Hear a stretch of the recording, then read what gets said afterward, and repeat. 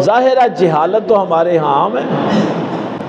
میں ابھی بھی آ رہا تھا نا، میں نے یہاں تفصیل سے بتایا تھا کہ نماز میں مکروہ تحریمی اگر ہو جائے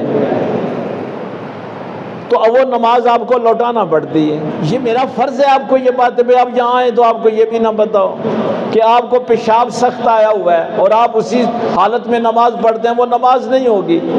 ہوا آئی ہوئی ہے، پہلے ہوا خارج کرو، آرام سکون سے آگے نماز پڑھو۔ اور اس میں ایک بات میں دیکھ رہا تھا کہ یہ کپڑا جب آپ فولڈ کر لیتے ہیں، الٹا کر لیتے ہیں، یہ بھی مکروہ تحریمی ہے۔ اگر ایسے آپ نے نماز پڑھی ہے تو اس کو لوٹائیں۔